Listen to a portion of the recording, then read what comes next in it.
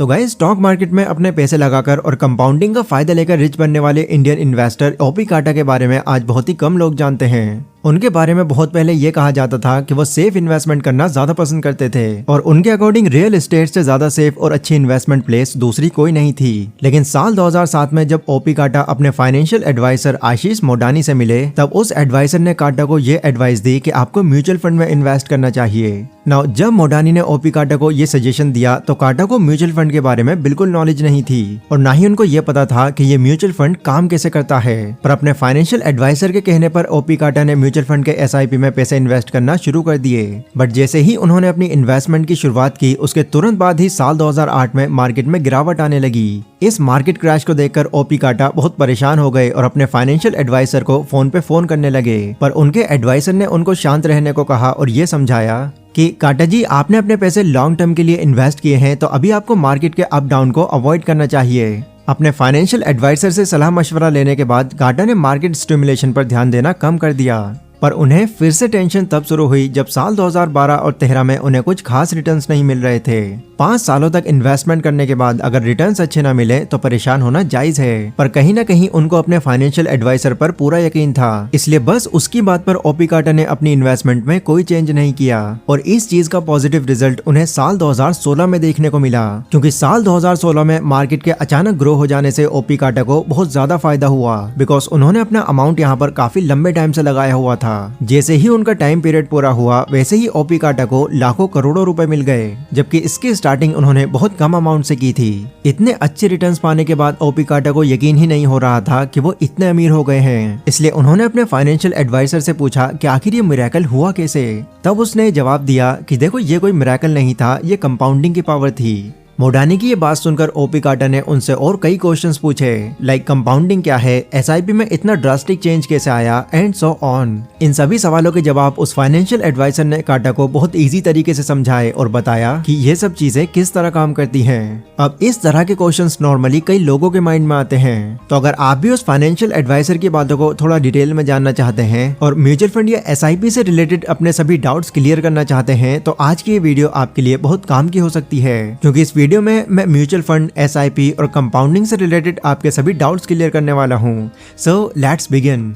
सबसे पहला सवाल जो ओपी काटा के माइंड में आया था वो था, ये म्यूचुअल फंड क्या है। लोग म्यूचुअल फंड को एक बहुत ही कॉम्प्लेक्स तरीके से एक्सप्लेन करते हैं, जिस वजह से नॉर्मल लोगों के लिए ये समझ पाना थोड़ा मुश्किल हो जाता है। पर म्यूचुअल फंड की जो डेफिनेशन मोडाना ने ओपी काटा को बताई वो बहुत ही सिंपल थी। मोडानी ने कहा, देखिए, म्यूचुअल फंड एक ट्रस्ट है जहां बहुत सारे लोग अपने पैसे लगाते हैं और फिर ये ट्रस्ट अपनी नॉलेज से इन पैसों को कई अलग अलग बिजनेसेस में इन्वेस्ट करते हैं। देन उन्हें इन इन्वेस्टमेंट से जो रिटर्न मिलता है वो उसे अपने इन्वेस्टर को उनकी इन्वेस्टमेंट के अकॉर्डिंग दे देते हैं। म्यूचुअल फंड के बारे में जानने के बाद ओपी काटा ने मोडानी से पूछा, अच्छा अब ये बताओ कि म्यूचुअल फंड मैनेज कैसे होता है। तो इस क्वेश्चन के जवाब में मोडानी ने कहा कि म्यूचुअल फंड 2 तरह से मैनेज किया जाता है, एक्टिवली मैनेज और पैसिवली मैनेज। वो म्यूचुअल फंड जिनको एक्सपर्ट हर वक्त मैनेज करते हैं और उन पर अपनी नजर गड़ा कर रखते हैं, उसे एक्टिवली मैनेज म्यूचुअल फंड कहते हैं। जिस म्यूचुअल फंड को एक्सपर्ट्स के द्वारा कंटिन्यूअसली मैनेज किया जाता है, उनकी ब्रोकरेज फीस भी ज्यादा होती है। लेकिन वहीं वो म्यूचुअल फंड जिन पर एक्सपर्ट्स की नजर हर वक्त नहीं होती और वो एक पर्टिकुलर रूल को ही फॉलो करते हैं, उस म्यूचुअल फंड को पैसिवली मैनेज म्यूचुअल फंड कहते हैं। दूसरे शब्दों में इस तरह के फंड को इंडेक्स फंड भी कहा जाता है। पर ऐसे म्यूचुअल फंड जिनको पैसिवली मैनेज किया जाता है, उनकी ब्रोकरेज फीस भी कम होती है। इन दोनों म्यूचुअल फंड में डिफरेंस क्या है, ये जानने के लिए ये एग्जाम्पल देखते हैं। Quant small cap direct plan growth एक एक्टिवली मैनेज म्यूचुअल फंड है जिसे संजीव शर्मा और उनकी टीम मैनेज करती है। इस म्यूचुअल फंड के maximum investment ITC limited, India bulls real estate limited, the India cement limited जैसी जगहों पर होती है। यहाँ पर फंड मैनेजर्स हमेशा फंड को मैनेज करते हैं, इसलिए इस म्यूचुअल फंड की एक्सपेंस रेशियो 0.56% है। पर वहीं UTI Nifty index fund direct growth एक पैसिवली मैनेज म्यूचुअल फंड है जो टॉप 50 कंपनीज में पैसे इन्वेस्ट करती है। इस म्यूचुअल फंड को श्रवण कुमार गोयल और कमल गढ़ा मैनेज करते हैं। ये सिर्फ एक बार इन्वेस्ट होने वाली म्यूचुअल फंड है, इसलिए इस म्यूचुअल फंड की एक्सपेंस रेशियो 0.2% की है। मतलब आपको अपनी इन्वेस्टमेंट की 0.2% ब्रोकरेज फीस हर साल फंड मैनेजर्स को देनी होगी। तो इतना बड़ा डिफरेंस होता है इन दोनों के एक्सपेंस रेशियो में। नाउ इस एग्जांपल को देखने के बाद डेफिनेटली आपके माइंड में भी ये क्वेश्चन आ रहा होगा कि हमें किस म्यूचुअल फंड में इन्वेस्ट करना चाहिए, एक्टिवली मैनेज म्यूचुअल फंड में या पैसिवली मैनेज म्यूचुअल फंड में। वेल, अगर आप एक्सपेंस रेशियो को कंसीडर करें तो उस हिसाब से पैसिवली मैनेज म्यूचुअल फंड आपके लिए एक बेस्ट ऑप्शन होगा और कई एक्सपर्ट भी इसी फंड में इन्वेस्ट करने की सलाह देते हैं। इन्वेस्टमेंट किंग वॉरेन बफेट ने भी अपने ज्यादातर पैसे म्यूचुअल फंड या यूं कहें कि इंडेक्स फंड में इन्वेस्ट किए हुए हैं, क्योंकि टॉप 50 कंपनीज में अपना पैसा लगाने से उनका इन्वेस्टमेंट रिस्क कम हो जाता है और उन्हें अच्छी रिटर्न्स मिलती हैं। अब ओपी कार्टर ने फिर से एक सवाल पूछा कि आगे अब वो अपने पैसे किस तरह इन्वेस्ट कर सकते हैं, मतलब वो थोड़ा थोड़ा करके इन्वेस्ट करें या फिर एक ही बार में पैसा लगा दें। उनके इस सवाल पर मोडानी ने कहा कि देखिए, म्यूचुअल फंड में आप किसी भी तरह से पैसा लगा सकते हैं, पर उनको लगाने का तरीका क्या है और वो काम कैसे करेगा मैं आपको वो बताता हूँ। अगर आप थोड़ा थोड़ा पैसा एक फिक्स टाइम पर देते रहोगे तो उसको SIP कहा जाएगा, यानी सिस्टमैटिक इन्वेस्टमेंट प्लान। इसमें आपको हर महीने एक पर्टिकुलर अमाउंट अपने म्यूचुअल फंड में इन्वेस्ट करना होता है, पर जब आप बहुत सारा अमाउंट अपना एक ही बार में इन्वेस्ट कर देते हैं तो उसको कहा जाता है one time investment. OP Carter पूछते हैं कि दोनों में से ज्यादा अच्छा क्या है और किस में से ज्यादा अच्छे रिटर्न्स मिलते हैं। मोडानी कहते हैं कि देखिए, ये इन्वेस्टमेंट के दोनों तरीके ही अच्छे हैं। अगर आप एक बार में ही रिस्क लेना चाहते हैं तो वन टाइम इन्वेस्टमेंट कर दीजिए, बट अगर आप एक बार में ही अपना सारा रिस्क नहीं लेना चाहते तो आपके लिए SIP है। अगेन ओपी कार्टर पूछते हैं कि मान लो किसी महीने अगर मैं SIP की रकम जमा नहीं कर पाया तो क्या होगा, क्या मेरे पैसे डूब जाएंगे?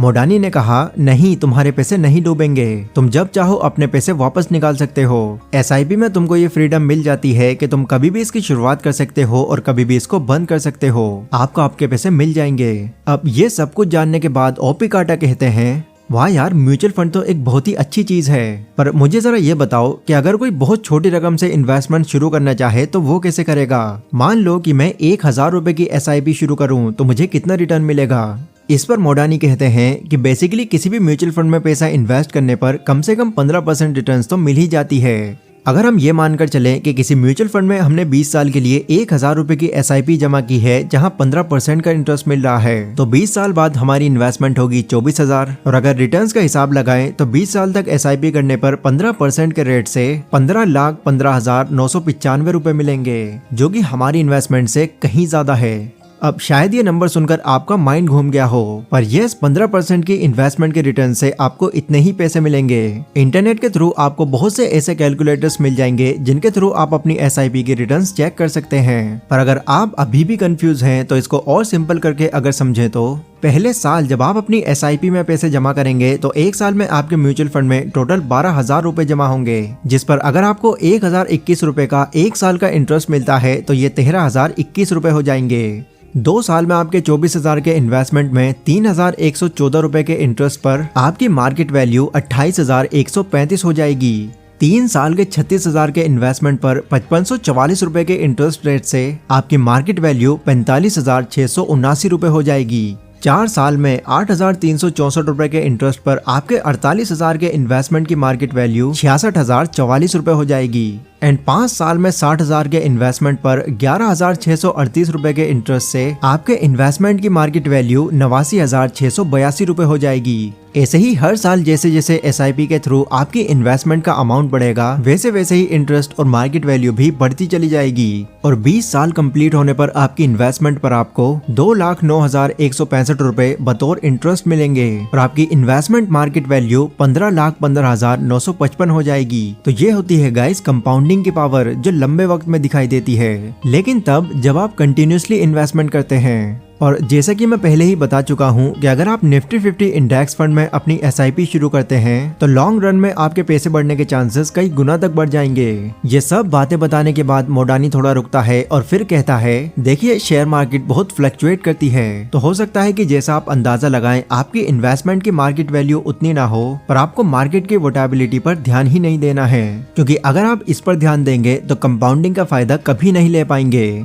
मोडानी की सारी बातें सुनकर ओपी कार्टर को म्यूचुअल फंड, SIP और कंपाउंडिंग इफेक्ट से रिलेटेड सारी बातें समझ में आ गईं। एंड आई होप आपको भी ये बातें बहुत अच्छी तरह से समझ आई होंगी एंड आपके माइंड में इन सब चीजों को लेकर जो भी डाउट था वो भी क्लियर हो चुका होगा। ये वीडियो गाइस अगर आपको थोड़ी भी इन्फॉर्मेटिव लगी हो तो इसको लाइक और शेयर जरूर करें। इसी के साथ कमेंट सेक्शन में आप लोग मुझे बता सकते हैं कि अगली वीडियो आप कौन से टॉपिक पर चाहते हैं।